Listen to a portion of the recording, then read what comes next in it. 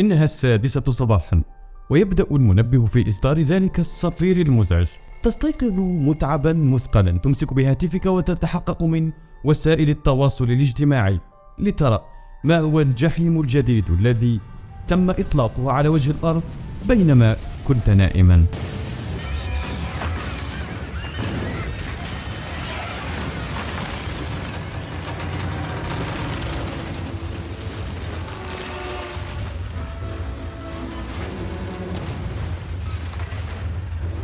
تصنع لنفسك كوبا من القهوة وتخرج راكضا عبر متاهة ميكانيكية خرسانية من إشارات النيون الوامضة واللوحات الإعلانية في كل مكان، صفارات الإنذار وضوضاء البناء وأبواق السيارات، ومئات من الأشخاص غير المهتمين الذين ينظرون إلى هواتفهم الذكية، عدد أكبر من الناس مما شاهده أسلافنا في حياتهم بأكملها. تنطلق إلى يوم عمل جديد كعبد لمؤسسة تعاملك كأنك كيس رمل مصمم لتلقي الضربات. تنتهي أخيرا من يوم عملك وتستقر لمتابعة الأخبار لتكتشف أن العالم احترق أكثر مما تركته صباحا. ثم حان الوقت لتناول المسكنات التي تختارها حتى يتمكن عقلك أخيرا من الاسترخاء بما يكفي للسماح لك بالنوم وإعادة كل ذلك مجددا.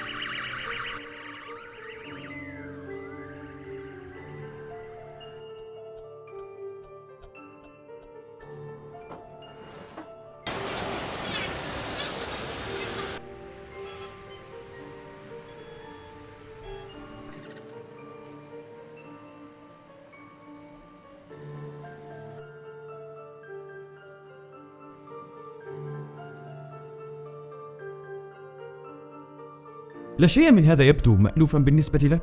نحن الأشخاص المعاصرون لا يمكننا حتى أن نعيش يوما دون الوصول إلى الإنترنت، إلى جانب إدماننا على مواقع التواصل الاجتماعي والتقاط صور السيلفي ولعب دور الضحية واستهلاك محتوى طوله 2 فقط. هل هذا ما توقعت أن تكون عليه الحياة عندما كنت صغيرا؟ هل رسمت صورا للبطالة والاكتئاب المزمن والصراع من أجل البقاء، أم أنك رسمت الأشجار والأطيار والسماء الزرقاء والمحيطات والحيوانات وذلك المنزل الصغير السعيد هناك بعيدا على التل؟ في الواقع فأنت لست وحدك، أنت واحد من ملايين الأشخاص الذين يكرهون المجتمع الحديث ويتمنون حياة أبسط. للأسف يشعر معظمهم وكأنهم محاصرون في الجحيم بلا مفر، وأن بساطة الماضي ضاعت منهم إلى الأبد. مرحبا بكم مجددا.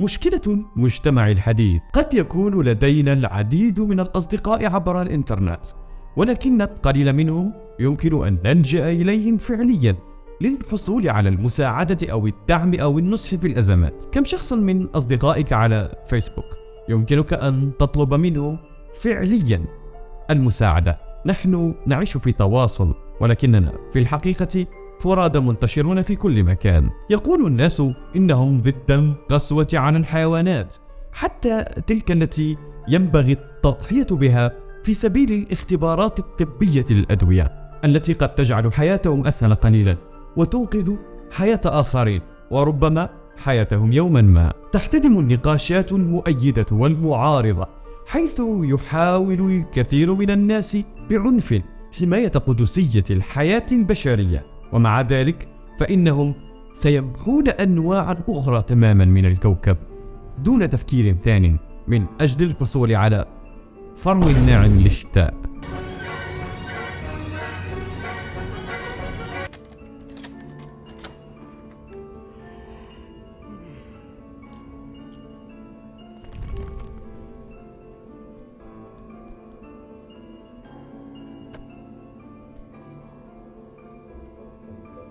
تقريبا كل جانب من جوانب المجتمع الحديث منافق وضار. بدلا من المجتمعات المزدهرة لدينا أفراد وحيدون ومثيرون للقلق، عالقون أمام الشاشات في شققهم. محادثاتنا، تفاعلاتنا تستند إلى النصوص أكثر من كونها لفظية وجسدية، وكثير من الناس لا يحصلون إلا على جرعة من الطبيعة إذا رأوا حمامة في طريقهم إلى الوظيفة المكتبية التي يحتقرونها. لا يمكن للتعليم أن يلبي الاحتياجات الحديثة والاحتياجات جيل الشباب. I could stand here, stark naked, and I could yell as loud as I want, and nobody cares. When you leave here today, call your parents and tell them you apologize for wasting their time, and more importantly, wasting their money, sitting in this classroom, learning absolutely nothing. Let's start fresh. Let's clean the slate right now. Let me introduce myself. My name is James Bennett.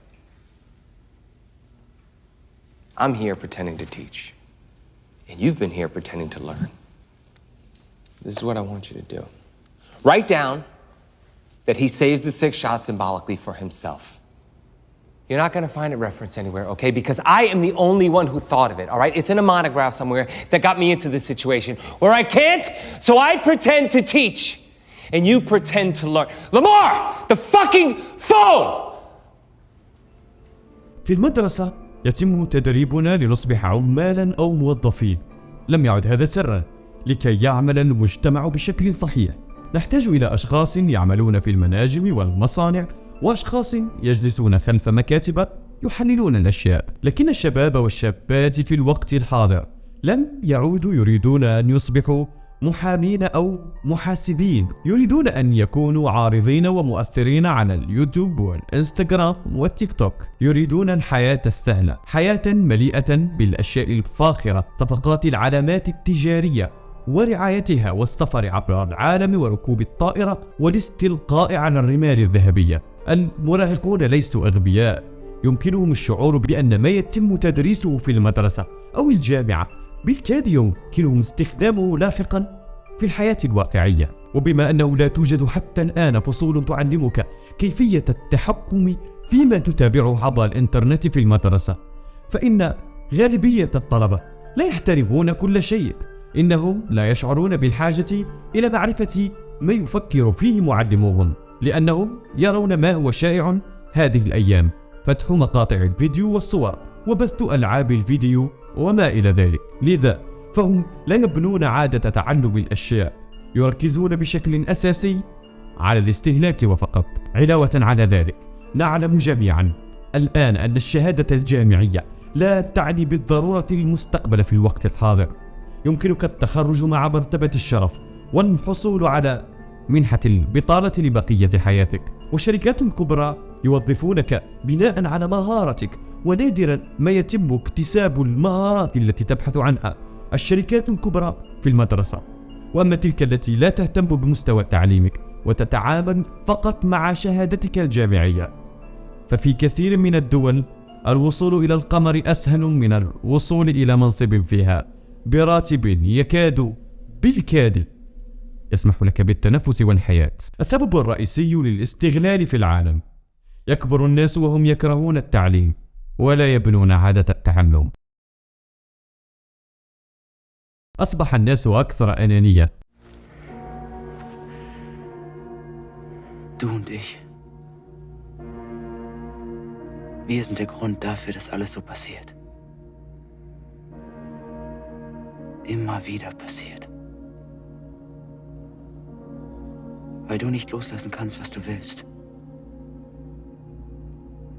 Und ich nicht loslassen kann, was ich will. Aber wir sind der Fehler. Der Fehler in der Matrix.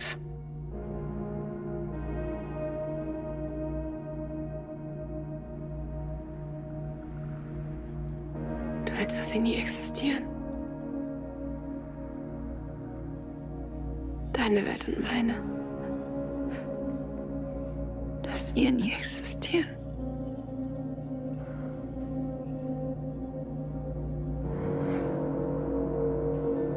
هل تعرف لماذا يشارك الناس الأشياء على الإنترنت؟ ربما تفكر في الأسباب التالية: لدعم قضية يؤمنون بها، للتعبير عن أنفسهم، لتنمية وتغذية علاقاتهم بأصدقائهم عبر شبكة الإنترنت. هذه واحدة من الأسباب، ولكن هناك أيضا أسباب أخرى. لكن العامل الرئيسي هو أن الأشخاص يشاركون الأشياء عبر الإنترنت ليشعروا بالرضا عن أنفسهم، ولتغذية غرورهم، وإخفاء دوافعهم الأنانية وراء سلوك الإيثار أو لإثارة حسد الآخرين. لقد ثبت علميا أن كل إعجاب جديد أو تعليق جديد يمنحنا القليل من الدوبامين. إذا كنت لا تزال لا تعرف، هو هرمون الشعور بالسعادة. ونظرا لأن أدوات تحرير الصور أصبحت أسهل في الاستخدام ومتاحة على نطاق واسع، فإننا نميل إلى الحصول على المزيد والمزيد من الإعجابات لكل مشاركة. المزيد من الإعجابات يساوي المزيد من الدوبامين، مما يؤدي إلى تعزيز الأنا والإدمان في مرحلة ما. يبدأ الناس في التفكير في أشياء مثل: نظرا لأن لدي 1000 شخص معجبون بمنشور، يجب أن أكون مميزا، يجب على مديري زيادة راتبي وتقليص ساعات عملي. وبعد هذا المونولوج الداخلي نبدأ في الرغبة في المزيد والعمل بشكل أقل. نبدأ في القيادة بتهور ونقاطع الآخرين لأننا نعتقد أن رأيهم لا فائدة منه. ولكن خارج غرفنا غير المنظمة ووجودنا على الإنترنت، نادرا ما نكون رواد أعمال ومبدعين ومدروسين كما نقول على الانستغرام. وسائل التواصل الاجتماعي تغذي أنفسنا الزائفة.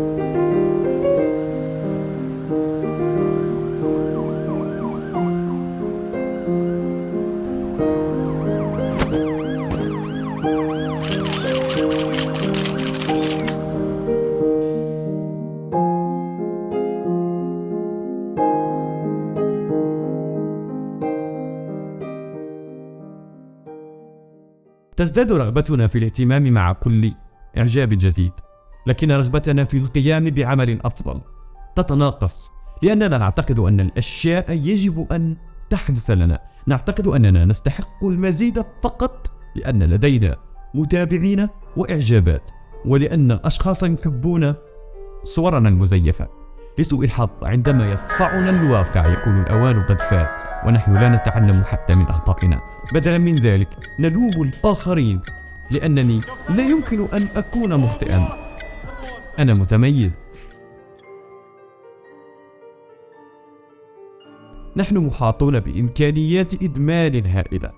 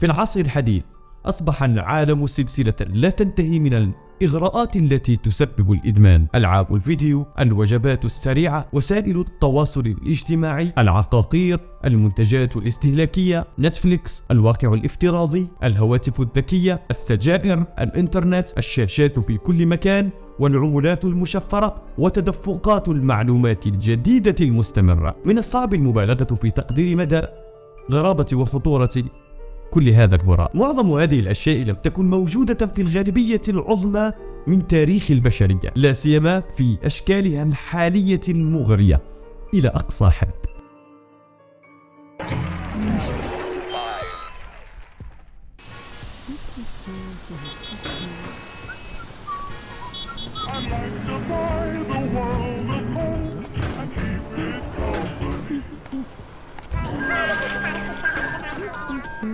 You have 937 messages, all of which are marked urgent.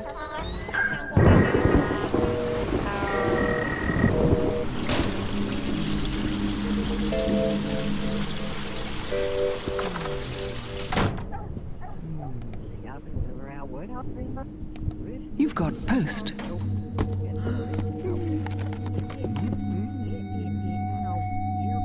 You've got post. You've got post. You've got post. You've got post. You've got post. You've got post.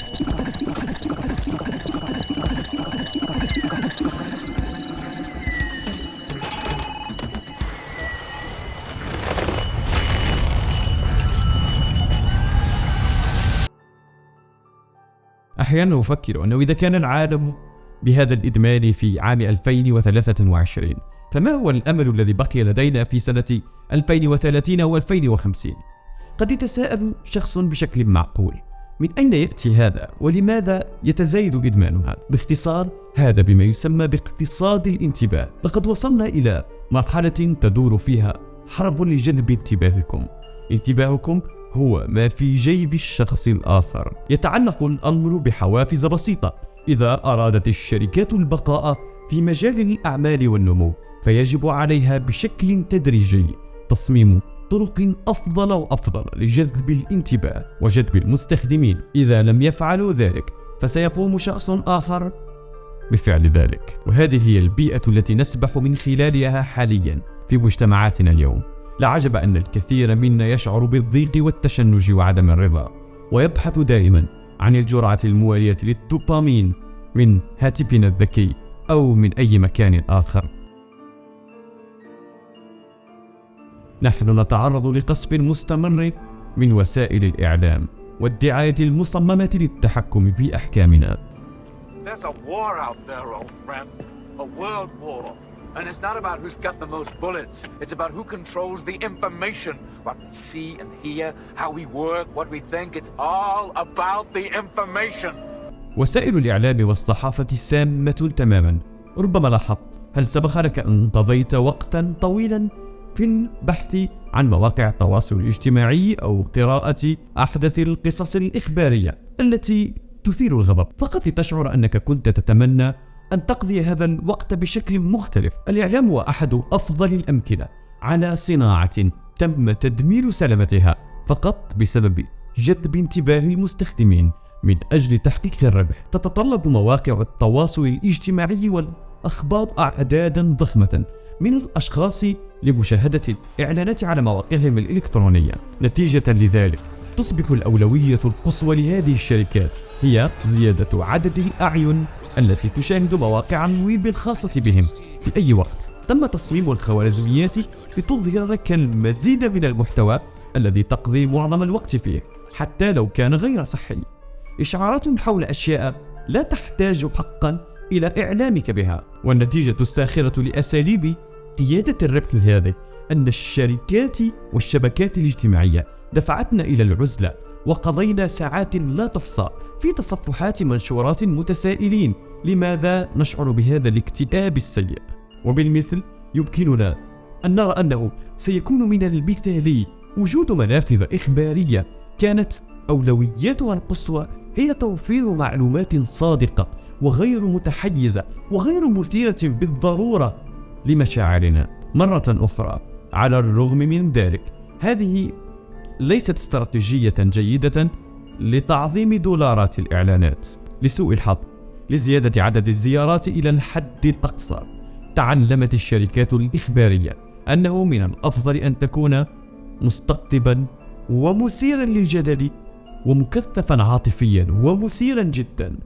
وعندما تلاحظنا الخوارزمية أننا نقضي الكثير من الوقت في القراءة والتعليق على معلومات ما، فإنها تظهر لنا مزيد من الشيء نفسه، مما يؤدي في النهاية إلى دورة مغلقة سامة. المفارقة، على الرغم من أن الكثير من الدراما الإخبارية السياسية اليومية يتم تصنيعها من لا شيء ويتحول كل حدث تافه إلى قصة عظيمة، إلا أننا نغرق أيضا في الأخبار الحية عن مآسي حقيقية تحدث في جميع أنحاء العالم. إنه لأمر سيء للغاية، ويقود الكثير من الناس إلى الوقوع في حفرة من اليأس. إنه يعطينا انطباعا مشوها أن العالم يحترق ويتجه بسرعة إلى النهاية. لسوء الحظ، نادرا ما يظهر لنا هذا الجانب الآخر من العملة. لن ترى أبدا عنوانا إخباريا يقول: يواصل 7 مليارات شخص عيش حياة يسودها السلام والازدهار النسبي. نحن نعيش في عالم حيث يبدو كل شيء ممكنا. لدينا العديد من وسائل النقل والأسواق المفتوحة وتكنولوجيا الاتصالات المتطورة والموسيقى حسب الطلب والتسوق حسب الطلب، ومع ذلك فإن الأمور بعيدة كل البعد عن كونها عظيمة. يقضي الناس معظم وقتهم بلا كلل في رسم أفكار حول أي جزء من ذواتهم اللامعة سيكشفون عنها للعالم. فلاش الأخبار، لا أحد يهتم. لا يبدو المستقبل مشرقا جدا من حيث الحفاظ على كوكب الأرض في سلام. إذا استمر الناس في الاهتمام بأنفسهم فقط واهتموا بمواقع التواصل الاجتماعي عبر الإنترنت وسعى الجميع إلى الشهرة، وأي شهرة فارغة، فلن يكون لدينا أشخاص يشاركون في المجتمع. لذا لإنهاء هذه الحلقة الطويلة والمؤلمة، أود أن أقول أنه ليس العالم هو الذي يتصرف بسوء، بل ما تعرفونه مسبقا، نحن. إن كنتم بلغتم هذا القدر من الحلقة فأرجو أن تكون الحلقة راقت لكم. كان معكم أكرم بودورة في حلقة أخرى من حلقاتنا. اشتركوا في القناة، اتركوا لنا تعليقا طيبا، وادعموا القناة بالإعجاب. شكرا جزيلا لكم، ونلتقي في حلقة قادمة.